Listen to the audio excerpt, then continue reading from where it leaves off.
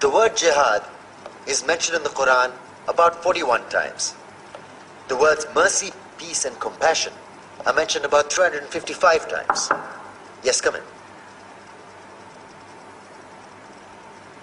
Come on in, Riaz.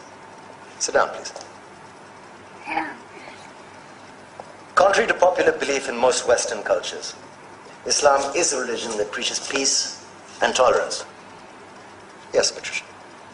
If Islam truly is a religion that preaches peace, then how come the world's most troubled spots, the West Bank, Afghanistan, Pakistan, Iraq, they're all plagued with Islamic terrorism? Well, that depends on your definition of terrorism. Some might argue that the U.S. invasions of countries like Iraq and Afghanistan are also acts of terrorism. No, those were acts of war to get rid of despotic regimes. Or a means of getting at a country's oil. Conspiracy theories. Well, May I? Yes, please.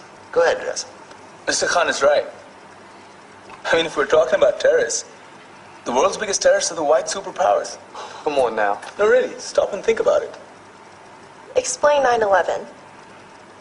Okay. Do you know how many people died in the Twin Towers strike? Around 3,000. And do you have any idea how many people died in the bombing of Afghanistan?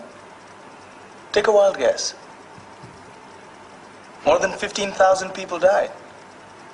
And that's just conservative figures.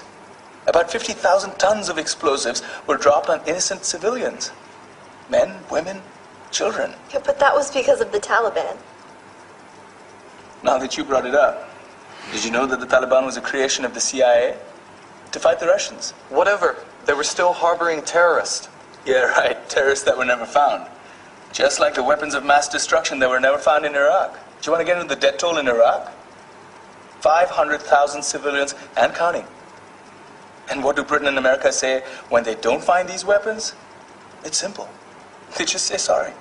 And still refuse to relinquish control of these countries. What are you trying to say? What I'm trying to say is that just because you're American, wear a fancy suit, and call yourself the president, doesn't make you any less of a terrorist. I'm saying that if you don't stop meddling in other people's countries, you will face a backlash. If Muslims like you feel that way, then why don't you get out of our country? We will. As soon as you promise to leave ours.